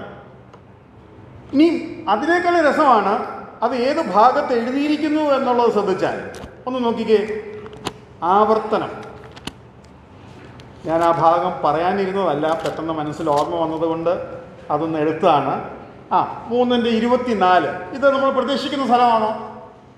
മോശ ആവർത്തനം 3 ഇത് പറഞ്ഞെന്നുള്ളത് പ്രതീക്ഷിക്കുമോ നമ്മൾ? ഒന്ന് വായിച്ചേ, 3:24. കർത്താവായ യഹോവേ, നിന്റെ മഹത്വവും നിന്റെ ഭുജവീര്യവും അടിയനെ കാണിച്ചു തുടങ്ങിയല്ലോ. നിന്റെ ക്രിയകൾ പോലെയും നിന്റെ വീരപ്രവർത്തികൾ പോലെയും ചെയ്യുവാൻ കഴിയുന്ന ദൈവം സ്വർഗത്തിലാകട്ടെ ഭൂമിയിലാകട്ടെ ആരുള്ളൂ? ഞാൻ കടന്നു ചെന്ന് യോർദാനക്കരെയുള്ള നല്ല ദേശവും മനോഹരമായ പർവ്വതവും ലെബാനോനും ഒന്ന് കണ്ടുകൊള്ളട്ടെ എന്ന് പറഞ്ഞു. മതി. അപ്പൊ ചിലർ പറഞ്ഞല്ലോ ദൈവതേജസ് കാണാനാണ് എന്ന് പറഞ്ഞല്ലോ. ഇപ്പോഴെനിക്കൊരു കാര്യം ഓർമ്മ വന്നേ. ദൈവതേജസ് കാണാനായിട്ട് മോശ ദൈവത്തോട് പറഞ്ഞു ഇല്ലേ? അത് ഏത് അധ്യായത്തിലാ? പുറപ്പാട് 33. പുറപ്പാട് 33 പറഞ്ഞപ്പം ദൈവം ഇനി മേലെ ഈ വിഷയം സംസാരിച്ചുകൊണ്ട് വരരുത്, ഞാൻ കാണിക്കത്തില്ലെന്ന് പറഞ്ഞായിരുന്നോ? ഇല്ല, അവിടെ കാണിക്കുമെന്ന് പറഞ്ഞു ഇല്ലേ? അവിടെ കാണിക്കുകയും ചെയ്തു. അപ്പോൾ അതെങ്ങനെ അത് ഉത്തരവായിട്ട് പറഞ്ഞേ? അപ്പോൾ അത് ഉത്തരവല്ല. എന്നാൽ ഇവിടെ എന്താ? കനാൻ നാട് കാണുന്നതിനെ കുറിച്ചാണ് പറഞ്ഞത് ഇല്ലേ? കനാൻ നാട്ടിലേക്ക് പ്രവേശിക്കാൻ മോശയ്ക്ക് അനുവാദം കൊടുത്തില്ല. അപ്പം മോശ അതിനൊരു കാരണം പറയുന്നുണ്ട്. ആ കാരണം ഇപ്പം മോൻ വായിച്ചു, ഞാൻ അത് ഇംഗ്ലീഷിൽ നിന്ന് വായിച്ച് കേൾപ്പിക്കാം. O Lord God, you have begun to show your servant your greatness and your mighty hand. നിന്റെ വലിപ്പവും നിന്റെ ശക്തിയുള്ള കരവും നീ കാണിച്ചു തുടങ്ങിയിരിക്കുന്നു എന്ന് എഴുതിയിരിക്കുന്നു. കാണിച്ച് തുടങ്ങിയിരിക്കുന്നു. മോളെ ഇനിയൊന്ന് വായിച്ചേ. കർത്താവായ യഹോവേ, നിന്റെ മഹത്വവും നിന്റെ ഭുജവീര്യവും അടിയനെ കാണിച്ചു തുടങ്ങിയല്ലോ. തുടങ്ങിയല്ലോ. എന്നിട്ട് തുടങ്ങിയല്ലോ. നിന്റെ ക്രിയകൾ പോലെയും നിന്റെ വീരപ്രവൃത്തികൾ പോലെയും ചെയ്യുവാൻ കഴിയുന്ന ദൈവം സ്വർഗത്തിലാകട്ടെ ഭൂമിയിലാകട്ടെ ആരുള്ളൂ? അപ്പൊ എന്തിനാ അകത്ത് കയറുന്നേ? എന്തിനാ കനാൻ നാട്ടിൽ കയറുന്നേ? എന്നാ കാണാനാ? ഈ നാട് നീ എങ്ങനെ പിടിക്കാൻ പോകുന്നത്? ഈ നാട് ഇപ്പം ആരുടെ കയ്യിലാ? കനാൻ ദേശക്കാരുടെ കയ്യിലാ ഇല്ലേ? നിന്റെ ഭുജവീര്യം കാണാനിരിക്കുന്നേ ഉള്ളൂ. ശരിക്കും ദൈവത്തെ അന്വേഷിച്ച ഒരു ഭക്തനായിരുന്നു മോശ. എന്തുമാത്രം ഭുജവീര്യം മോശ കണ്ടിട്ടുണ്ട് ഇല്ലേ? ആ 10 അത്ഭുതങ്ങൾ, ദൈവത്തിൻ്റെ കരം കാണുകയാണ്. ദൈവത്തെ കാണുന്നുണ്ടോ നിങ്ങൾ? അത് കഴിഞ്ഞിട്ട് ആ കടലിലൂടെ അവരെ ഉണങ്ങിയ നിലത്തൂടെ കടന്നു പോകുക. അന്നേരം നമുക്ക് ദൈവത്തെ കാണാൻ കഴിയും. അത് കഴിഞ്ഞിട്ട് എനിക്ക് നിന്നെ കാണണം എന്ന് പറഞ്ഞു, എനിക്ക് നിന്റെ തേജസ് കാണണം എന്ന് പറഞ്ഞു. ദൈവം അത് കാണിച്ചു കൊടുത്തു. എന്നിട്ട് മോശ എന്തോ പറയുന്നത്? എനിക്ക് നിന്നെ കാണണം. എന്നിട്ട് എന്തോ പറഞ്ഞേ? നിന്റെ ഭുജം. അപ്പൊ ചുരുക്കം പറഞ്ഞാൽ വെറും ആ നാട് കാണാൻ വേണ്ടി അല്ല മോശ ചോദിച്ച്. മോശ ശരിക്കും എന്തോ ചോദിക്കുന്നത്? എനിക്ക് അങ്ങേ കാണണം, അങ്ങേ കാണണം. പക്ഷെ ദൈവം എന്ത് ചെയ്തില്ല? ദൈവം അനുവദിച്ചില്ല. മോശ കനാൻ നാട്ടിൽ കയറിയോ? പിന്നെ ചിലർ പറയുന്നു കയറി, ചിലർ പറയുന്നു കയറിയില്ല. അങ്ങനെ ബോംബെയിൽ നിന്നൊരു സൗരം വന്നു, സഭയെ 2 ആക്കി. ഞങ്ങൾ രണ്ടുപേരും 2 അഭിപ്രായക്കാരാക്കി. മോശ കയറി. എവിടെ കയറി? ആ മറുവ മലയിൽ അവന് ചെല്ലുവാനുള്ള ഭാഗ്യം ലഭിച്ചു. ഞാൻ ചിന്തിക്കുന്നത് ഇങ്ങനെയാണ്. ഇവർ ചോദിച്ചു, ഞങ്ങൾക്ക് യേശുവിനെ കാണണം. കർത്താവ് പറയുകയാണ്, മഹത്വപ്പെടുമ്പോൾ നിനക്ക് അവിടെ വെച്ച് കാണാം. നാഴിക വന്നിരിക്കുന്നു. ആ നാഴികയിലേക്ക് നിങ്ങൾ വന്നാൽ എന്നെ വീണ്ടും നിങ്ങൾക്ക് കാണാൻ കഴിയും. എൻ്റെ അകത്തെ ഈശ്വരത്വം, ദൈവത്വം, മനുഷ്യത്വം, അല്ലെങ്കിൽ ദാവീദിന്റെ പുത്രൻ രക്ഷകനെ നിങ്ങൾക്ക് കാണാൻ കഴിയും എന്ന് പറഞ്ഞ പോലെ ഇവിടെ വെച്ച് പറയുകയാണ്, നിന്റെ കരം എനിക്ക് കാണണം. ദൈവം അവിടെ വെച്ച് അനുവദിച്ചില്ല. എന്നാൽ 2000 ഏകദേശം 1500-2000 വർഷം കഴിഞ്ഞപ്പോൾ ദൈവം ആ മോശയെ കനാൻ നാട്ടിൽ പ്രവേശിക്കുവാൻ അനുവദിച്ചു. അവനെന്തുവാ കണ്ടേ? അവൻ ദൈവത്തിൻ്റെ കരം കണ്ടു. യെശയ്യാവ് 53 എന്തോ എഴുതിയിരിക്കുന്നേ? 6 ദൈവത്തിൻ്റെ കരം കണ്ടു. ആ ഭാഗം നിങ്ങൾ ഓർക്കുന്നുണ്ടോ? യെശയ്യാവ് 53 1-2 ഒന്ന് വായിക്കാം. ഞങ്ങൾ കേൾപ്പിച്ചത് ആർ വിശ്വസിച്ചിരിക്കുന്നു? യഹോവയുടെ ഭുജം ആർക്ക് വെളിപ്പെട്ടിരിക്കുന്നു? യഹോവയുടെ ഭുജം ആർക്ക് വെളിപ്പെട്ടിരിക്കുന്നു? എനിക്ക് നിന്റെ കരം കാണണമെന്നല്ലേ പറഞ്ഞേ? അത് യേശുക്രിസ്തുവാ. യേശുക്രിസ്തു എന്ന കരം കാണാനായിട്ട് അവനെ മറുപടിയിലേക്ക് പറഞ്ഞു വിളിക്കുക. അവൾ ആദ്യം വിട്ടില്ല, പിന്നെ വിട്ടു ഇല്ലേ? ഒരു അമ്മ കുസൃതി കാണിക്കുന്ന കുഞ്ഞിനോട് പറഞ്ഞു, നീ ഇനി കുസൃതി കാണിച്ചാൽ ആഹാരം കഴിച്ചു കഴിഞ്ഞ് കളിക്കാൻ സമ്മതിക്കത്തില്ലെന്ന് പറഞ്ഞു. നീ ഇനിയും കുസൃതി കാണിച്ചാൽ ആഹാരം കഴിച്ചു കഴിഞ്ഞ് കളിക്കാൻ സമ്മതിക്കത്തില്ലെന്ന് പറഞ്ഞു. എന്നിട്ട് അമ്മ എന്നാ ചെയ്യുന്നറിയാവോ? ആഹാരം ഉടനെ കൊടുത്തില്ല, കുറച്ചുകൂടെ ഇരുന്ന് കളിച്ചോട്ടെ എന്ന് വിചാരിച്ചു. അതിൻ്റെ ടെക്നിക്ക് മനസ്സിലായോ? അമ്മ നോ പറയുമ്പോഴും അമ്മ എന്തുവാ പറയുന്നേ? യെസ്സാ പറയുന്നേ. ദൈവത്തിൻ്റെ കരം കാണണമെന്ന് ആഗ്രഹിക്കുന്ന ഭക്തന് ദൈവം നോ പറയുമോ? ദൈവത്തെ അന്വേഷിക്കുന്ന ബുദ്ധിമാനുണ്ടോ എന്ന് തിരയുന്ന ദൈവം ദൈവത്തിനെ ഏറ്റവും കൂടുതൽ ത്രസിപ്പിക്കുന്ന ഒരു റിക്വസ്റ്റേ ഉള്ളൂ. എന്താ? We wish to see Jesus. ദൈവത്തെ ത്രസിപ്പിക്കുന്ന ഏറ്റവും വലിയ റിക്വസ്റ്റ് എന്താ? We want to see your son. ദൈവപുത്രനെ കാണണം. ഇതിലും വലിയൊരു ആഗ്രഹം ദൈവത്തെ ത്രസിപ്പിക്കാൻ വേറെ ഇല്ല. അപ്പോൾ ഇവിടെ നമ്മൾ കാണുന്നത് ഈ നിലയിൽ അവർ ദൈവത്തെ അന്വേഷിച്ചു വന്നു. കർത്താവ് അവരെ ക്രൂശിലേക്ക് ലീഡ് ചെയ്യുകയാണ്. എന്നാൽ ഉയർത്തെഴുന്നേറ്റ് കഴിഞ്ഞിട്ട് ഇതുപോലെ ആരോടെങ്കിലും ചോദിച്ചോ, ഹൂം ഡു യു സീക്ക്? ഉയർത്തെഴുന്നേറ്റ് കഴിഞ്ഞിട്ട് ചോദിച്ചോ?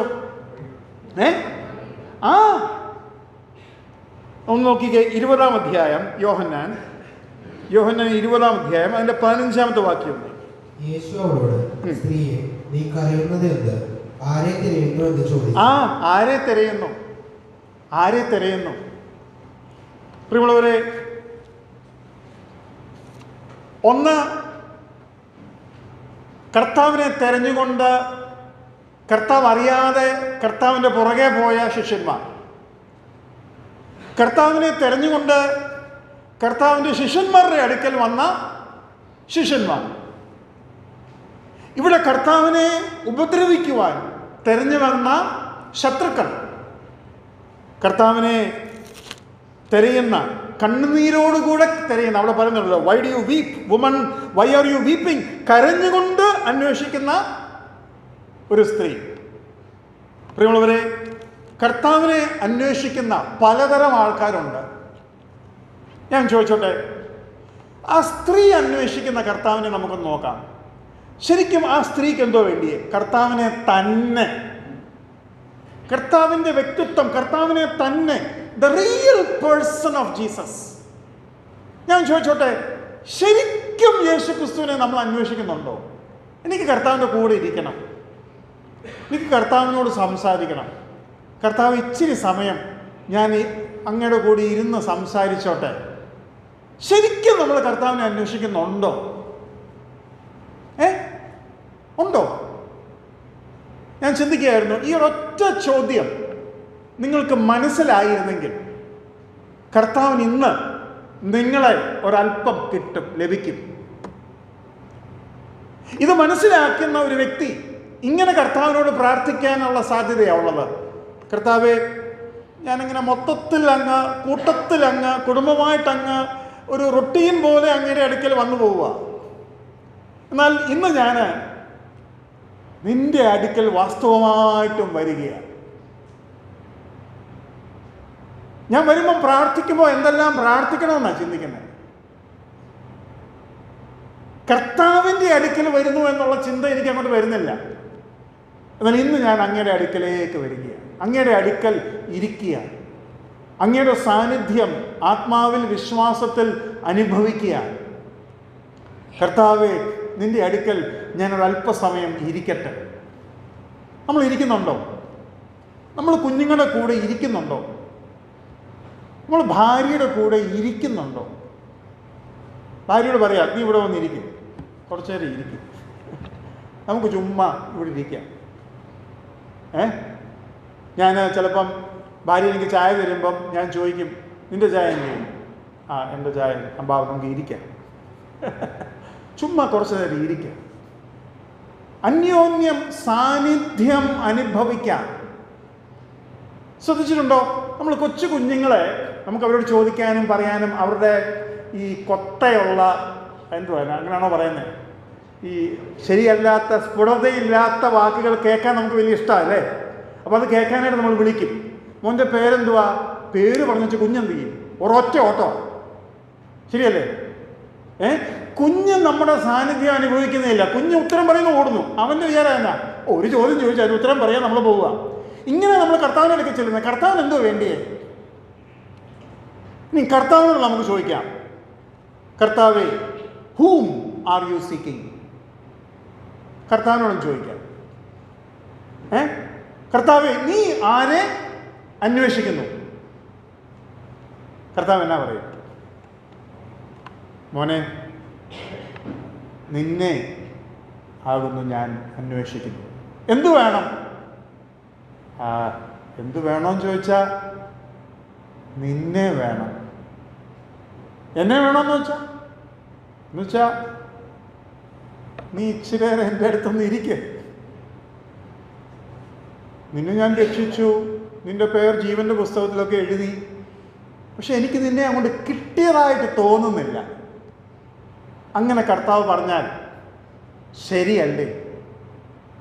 നമ്മൾ എന്തിനാ ഈ ഒത്തിരി വലിയ കാര്യമൊക്കെ പഠിക്കുന്നത്? കർത്താവിന് നമ്മളെ കിട്ടുന്നുമില്ല, നമുക്ക് കർത്താവിനെ ഒട്ട് വേണ്ടതാണ്. പിന്നെ അങ്ങ് പഠിത്തമോ, ബൈബിള് പഠിത്തമോ? എന്തുവാ ഈ സംഭവിക്കുന്നത്? ഞാൻ ചിന്തിക്കുകയായിരുന്നു, 7 സഭകളോട് ദൈവം സംസാരിക്കുമ്പോൾ ആദ്യം സംസാരിച്ചത് ഏത് സഭയോടാ? എഫേസ്യ സഭയോട്.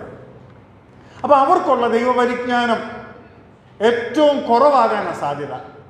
കാരണം ആദ്യത്തെ സഭകളിൽ ഒന്നാണ്, അല്ലെങ്കിൽ ആദ്യം ദൈവം സംസാരിക്കുന്ന സഭയാണ്. പക്ഷെ ആ സഭയോട് പറഞ്ഞത്, നിങ്ങൾക്ക് എല്ലാ ഉപദേശ വിഷയങ്ങളും അറിയാൻ മേലെന്നാണോ? നിങ്ങളെ പുതിയ സഭയായതുകൊണ്ട് നിങ്ങൾ കാര്യമായിട്ടൊന്നും നോട്ട് എഴുതി എടുത്തിട്ടില്ല. നമ്മൾ കുറച്ചും കൂടെ ഒക്കെ പഠിക്കാനായിട്ട് താല്പര്യം എടുക്കണം. അതാണോ കർത്താവ് പറഞ്ഞത്? കർത്താവ് എന്താ പറഞ്ഞത്? നിന്റെ ആദ്യ സ്നേഹം വിട്ടു. ആദ്യ സ്നേഹം എന്ന് വെച്ചാൽ എൻ്റെ അർത്ഥം എന്താ? ഒരു പരിജ്ഞാനവും ഇല്ലാതിരുന്നപ്പം നിന്റെ കയ്യിൽ ഉണ്ടായിരുന്ന ഒന്നുണ്ടായിരുന്നു. നിനക്കൊന്നുമില്ലാതിരുന്നപ്പോഴും നിനക്കുള്ളത് എനിക്ക് ഏറ്റവും പ്രിയമായിരുന്നു. ഇപ്പം നിനക്ക് ഏതാണ്ടൊക്കെ അറിയാം, പക്ഷെങ്കിൽ ആ ആദ്യം ഉണ്ടായിരുന്നത് നിന്റെ കയ്യിൽ ഇപ്പോൾ ഇല്ല.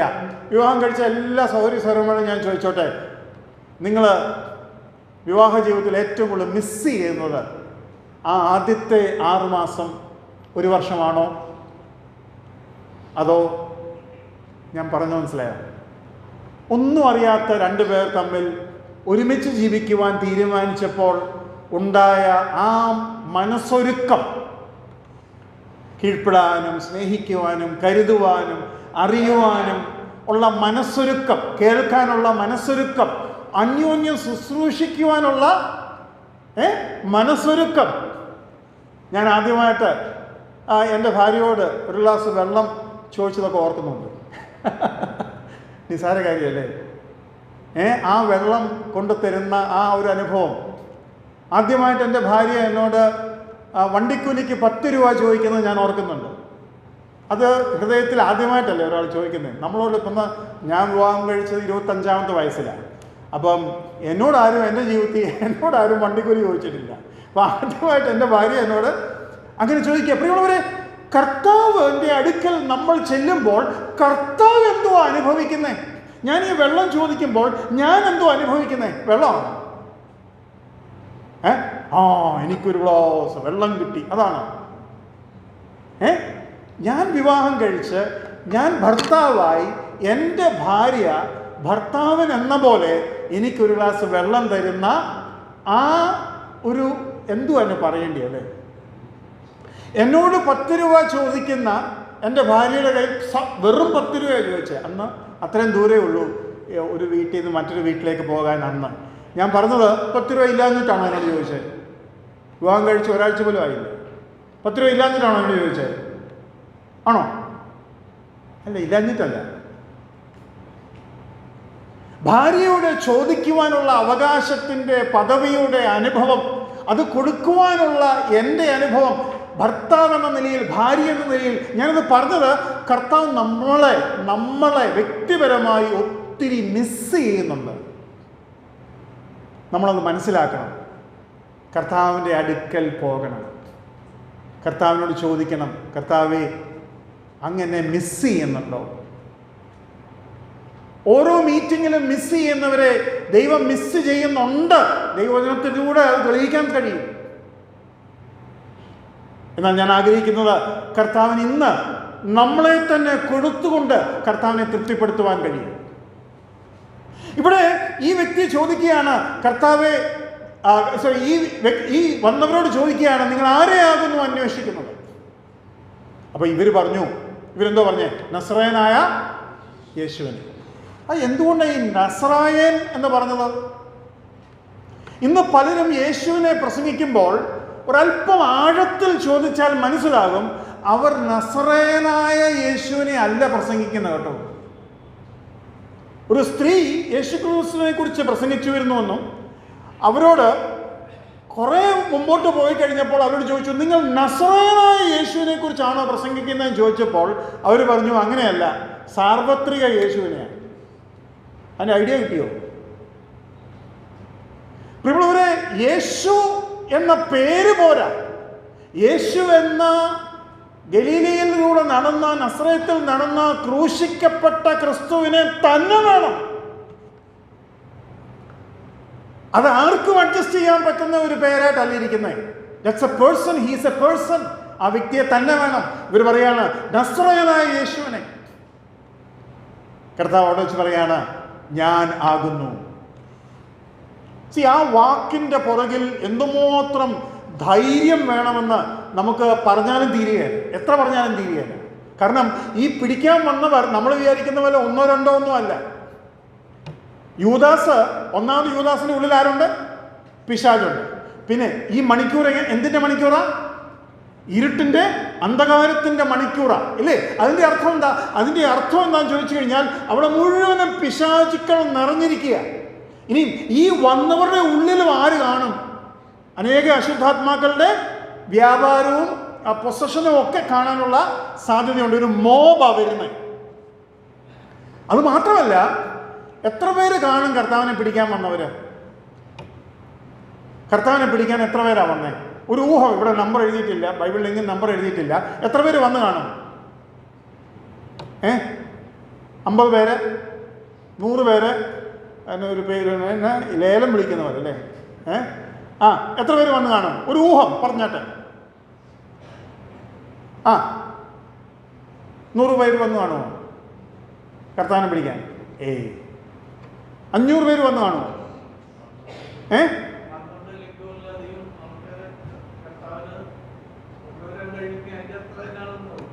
12 ലഗ്യോൻ ദൂതന്മാരാ ഉദ്ദേശിക്കുന്നത്.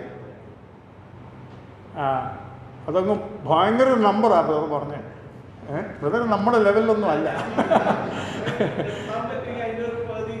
തീർച്ചയായിട്ടും അതൊരു ഭയങ്കര തോട്ടാണ് പറഞ്ഞത്.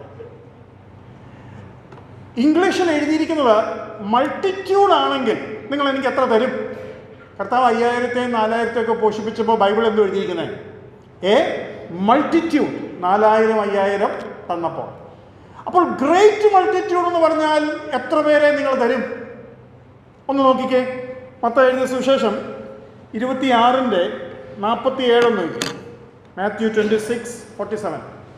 അവൻ സംസാരിക്കുമ്പോൾ തന്നെ പന്തിരുവരിൽ ഒരുത്തനായ യൂദായും അവനോട് കൂടെ മഹാപുരോഹിതന്മാരും ജനത്തിന്റെ മൂപ്പന്മാരും അയച്ച വലിയൊരു പുരുഷാരവും 50 പേര് അല്ലേ? ആണോ? അതിൻ്റെ കാര്യം മനസ്സിലാവും നമ്മൾ. അതായത് കർത്താവ് ആരോടായി ചോദിച്ചത്? വലിയൊരു പുരുഷൻ. ഇംഗ്ലീഷിൽ ഗ്രേറ്റ് മൾട്ടിറ്റ്യൂഡ് എന്ന് തന്നെ എഴുതിയിരിക്കുന്നത്. മൾട്ടിറ്റ്യൂഡ് എന്ന് പറഞ്ഞാൽ തന്നെ വലിയൊരു നമ്പറാണ്. അപ്പൊ ചുരുങ്ങിയത് 1000 പേര് പറഞ്ഞാൽ തെറ്റിപ്പോവില്ല, ഇല്ലേ? 1000 പേര് പറഞ്ഞാൽ തെറ്റാൻ സാധ്യതയില്ല. അല്ലെങ്കിൽ 500 പറഞ്ഞാലും എനിക്ക് വിരോധമില്ല. ഞാൻ പറയാൻ ആഗ്രഹിച്ചത് നമ്മൾ വിചാരിച്ച പോലെ 10-11 പേരെയും കൊണ്ടല്ല വന്നത്, അത്രയും മനസ്സിലാക്കിയാൽ മതി. ഈ വലിയ കൂട്ടത്തിൽ അന്ധകാരത്തിന് മണിക്കൂറിൽ പിശാച് മുമ്പിൽ നിൽക്കുമ്പോൾ അശുദ്ധാത്മാക്കൾ നിറഞ്ഞു നിൽക്കുന്ന ആ ഗെത്സമന തോട്ടത്തിൽ വെച്ചാണ് കർത്താവ് പറഞ്ഞത്, ഞാനാകുന്നു. നമ്മൾ മനസ്സിലാക്കേണ്ട മറ്റൊരു കാര്യം, യൂദാസിന്റെ ഉള്ളിൽ ഈ പിശാച് എത്ര വട്ടം കയറിയിട്ടുണ്ട്? ഒന്നല്ല കയറിയുള്ളൂ, അതോ ഒന്നീ കൂടുതൽ കയറിയോ? ഒന്നേ കയറിയുള്ളൂ, നമുക്ക് ഉറപ്പിക്കാം അല്ലേ? ഒന്നീ കൂടുതൽ കയറിയോ? കയറിയത് എവിടെ വെച്ചാ? ഏത് വേദഭാഗത്താ, ഏത് സംഭവത്തിലാ കയറുന്നേ?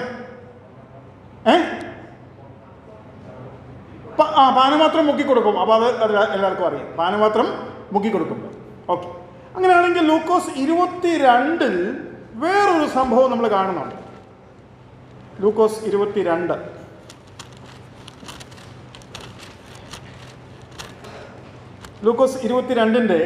3-ാം വാക്യം.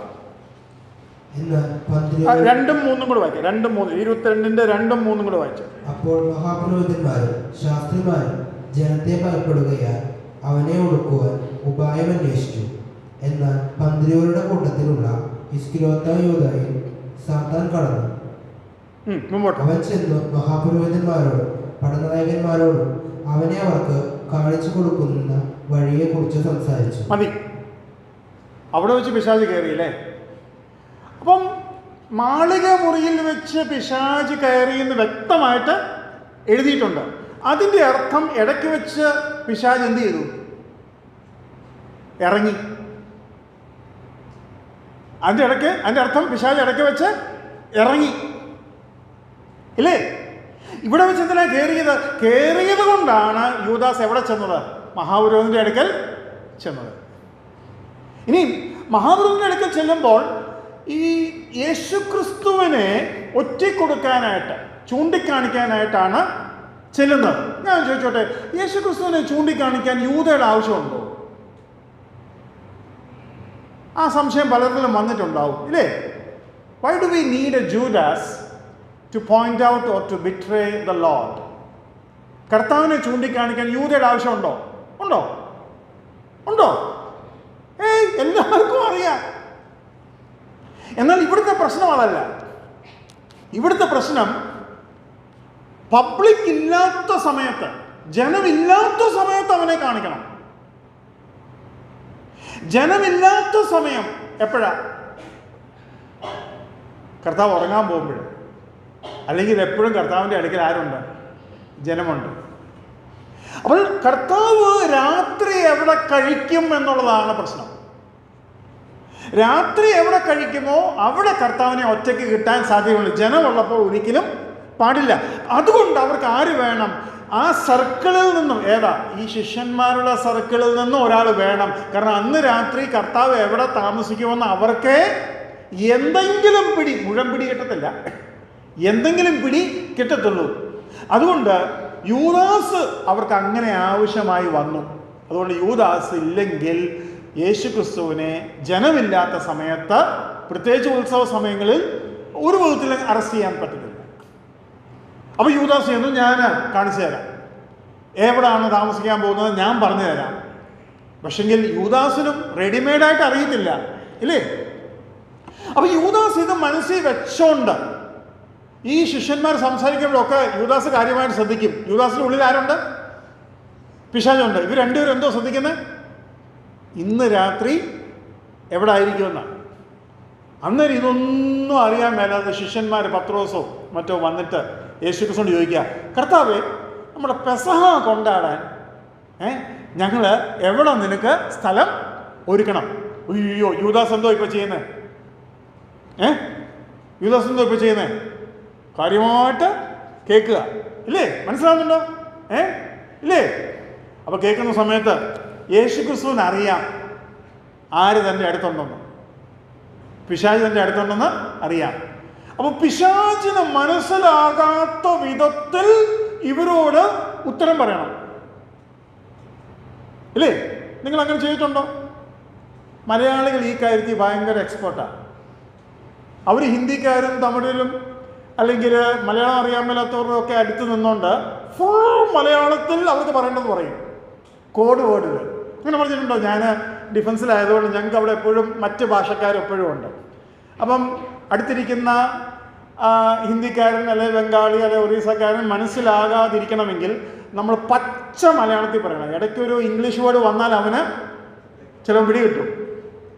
അങ്ങനെ ചെയ്തിട്ടുള്ള മിടുക്കന്മാരുണ്ടോ?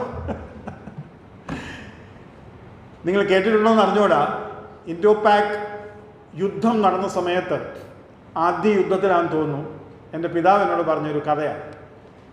ഈ നമ്മുടെ ഫ്രീക്വൻസിയും കോഡും ഒക്കെ അവർക്കും അറിയാം, കാരണം ഇവിടുന്ന് പോയവരാണ് ഇല്ലേ. അപ്പോൾ ഡിഫൻസിൻ്റെ പല സീക്രട്സും അവർക്കും അറിയാം. ഇത് രണ്ടും ഒരു രാജ്യമല്ലായിരുന്നു. അപ്പോൾ അതങ്ങോട്ട് വർക്കൗട്ട് ആകുന്നില്ല. ഏതാ ഈ യുദ്ധസമയത്തെ കോഡുകൾ വളരെ ഡിഫറെൻ്റ് ആയിരിക്കണം. അത് ആർക്കും പിടികിട്ടാൻ പാടില്ല. അങ്ങനെ കമ്മ്യൂണിക്കേഷൻ ചെയ്യുന്നത് മറ്റാർക്കും മനസ്സിലാക്കാതിരിക്കാൻ ഇതിൻ്റെ ഫ്രീക്വൻസി കോഡുകൾ മാറ്റിക്കൊണ്ടിരിക്കും. പക്ഷേ ഇത് അവർക്കറിയാവുന്ന ഒരു സ്ഥിതി വന്നു, അവർക്ക് മനസ്സിലാവുക നമ്മൾ ചെയ്യുന്നതല്ല. ആ സമയത്ത് ഒരു മലയാളിയെ ഉപയോഗിച്ച് സിഗ്നൽസ് അയച്ചു എന്നാണ് പറയപ്പെടുന്നത്. ഞാൻ അന്നും ഇല്ലായിരുന്നേ, അത് നമ്മൾ ജനിച്ചിട്ട് പോലും ഇല്ല. അന്നു മുതൽ എല്ലാ രാജ്യക്കാരും എല്ലാ ഭാഷയും ആരെങ്കിലുമൊക്കെ കൈകാര്യം ചെയ്യാൻ ഡിഫൻസിൽ പഠിച്ചിരിക്കണം എന്നുള്ള പാഠം പഠിച്ചു. കാരണം നമ്മുടെ ഒരു മോഴ്സ് കോഡും വേണ്ട, ഒരു ഫ്രീക്വൻസിയും വേണ്ട. ലോകത്തിൽ ആർക്കും അറിയാൻ മേലാത്ത ഒരു ആദിവാസി ഭാഷയിൽ അങ്ങോട്ട് കമ്മ്യൂണിക്കേറ്റ് ചെയ്താൽ വല്ലവരും പിടികിട്ടുമോ? ഇല്ലേ?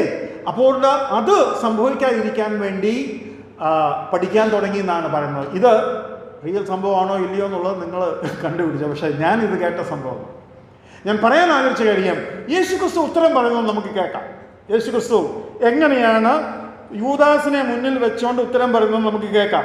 3-ാം വാക്യത്തിൽ പിശാച് കയറി എന്ന് എഴുതിയിരിക്കുന്നു. ലൂക്കോസ് 22:3 22:4 ബിട്രേ ചെയ്യുവാൻ എഗ്രി ചെയ്യുന്നു. 5-ാം അധ്യായത്തിൽ പൈസ കൊടുക്കുന്നു. 6-ാം അധ്യായത്തിൽ വാഗ്ദത്തം ചെയ്യുന്നു. എന്തോ വാഗ്ദാനം ചെയ്യുന്നത്? So he promised and sought opportunity to betray him. വായിച്ചാട്ടെ 6-ാം വാക്യം. അവൻ വാക്ക് കൊടുത്തു, പുരുഷാരമില്ലാത്ത സമയത്ത് അവനെ കാണിച്ചു കൊടുക്കാൻ തക്കം അന്വേഷിച്ചു പോന്നു. അപ്പോൾ തക്കം അന്വേഷിച്ചു പോന്നു. ഇനിയും ഉത്തരം പറയുന്നത് നോക്കി കേട്ടോണം. 10-ാം വാക്യം മുതൽ. അത് നിങ്ങൾ പട്ടണത്തിലെത്തുമ്പോൾ ഒരു കുടം വെള്ളം ചുമന്നുകൊണ്ട് ഒരു മനുഷ്യൻ നിങ്ങൾക്ക് എതിർപ്പെടും. ഏത് മനുഷ്യനാ അത്? ഒരു മനുഷ്യൻ അല്ലേ? ഏത് മനുഷ്യനാ? ഒരു മനുഷ്യൻ. മുമ്പോട്ട് വായിച്ചു. അവൻ കടക്കുന്ന വീട്ടിലേക്ക്. ഏത് വീടാ അത്? കടക്കുന്ന വീട്. ഏത് വീടാ? നെടുമ്പറമ്പിൽ വീട്, പുത്തമ്പുര, അങ്ങനെയാണോ? അല്ല, കടക്കുന്ന വീട്. പിന്നെ കടക്കുന്ന വീട്ടിലേക്ക് പിഞ്ചെന്ന് വീട്ടുടയവനോട്. വീട്ടുടയൻ. ആരാ വീട്ടുടയൻ? അത് കടക്കുന്ന വീട്ടിലെ വീട്ടുടയൻ. അത് ഭയങ്കര വീട്ടുടയനാ അല്ലേ? കടക്കുന്ന വീട്ടിലെ വീട്ടുടയൻ. പിന്നെ ഞാൻ എൻ്റെ ശിഷ്യന്മാരുമായി പെസഹ കഴിപ്പാനുള്ള ശാല എവിടെയെന്ന് ഗുരുവിനോട് ചോദിക്കുന്നു എന്ന് പറഞ്ഞു. അവൻ വിരിച്ചൊരുക്കിയ ഒരു വൻമാളിക. വിരിച്ചൊരുക്കിയ ഒരു വൻമാളിക കാണിച്ചു തരുമെന്ന് പറഞ്ഞാൽ നമ്മുടെ എല്ലാവരും വിചാരം ഈ മനുഷ്യന്റെ മുകളിലുള്ള വൻമാളികയാണെന്നാണ്. അങ്ങനെയല്ല, അവൻ ഒരു വൻമാളിക കാണിക്കും എന്ന് വെച്ച് കഴിഞ്ഞാൽ അത് അവിടെ ആയിരിക്കണമെന്ന് നിർബന്ധമില്ല. എന്നിട്ട് പിന്നെന്താ വായിച്ചേ? അവിടെ ഒരുക്കുവിൻ. എവിടെ ഒരുക്കുവിൻ? അവിടെ. പിശാചിന് എന്തോ പിടി കിട്ടി? ഇത് പ്രാക്ടിക്കൽ അല്ല അല്ലേ? പിശാച് ഇട്ടേച്ച് പോയി യൂദാസിനെ. പിന്നെ കയറിയത് എപ്പോഴാണ്? പിന്നെ കയറിയത് മാളികമുറിയിൽ ചെന്നതിന് ശേഷമാണ്. നമുക്ക് അവിടെ നിന്നും പല കാര്യങ്ങൾ പഠിക്കാൻ കഴിയും. പക്ഷേ സമയം തീർന്നുപോയി. നാളെ നമുക്ക് പ്രാർത്ഥനയോട് കൂടെ കടന്നു വരാം. നമ്മുടെ കർത്താവിനെ നാം അന്വേഷിക്കണം.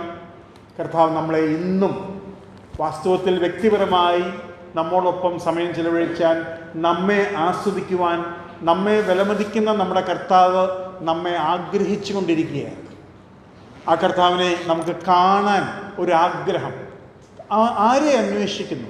കർത്താവിനെ അന്വേഷിക്കുന്ന ഒരു ഹൃദയം നമ്മളിൽ ഉണ്ടാകട്ടെ.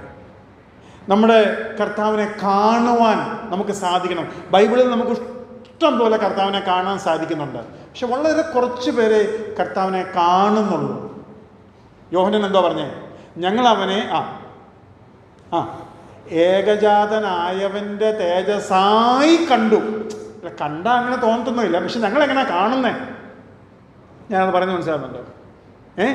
അതായത് കണ്ടാ ഒന്നുമില്ല, പക്ഷെ ഞങ്ങളെങ്ങനെ കാണുന്നേ? തേജസ്സായി കണ്ടു. അല്ലേ?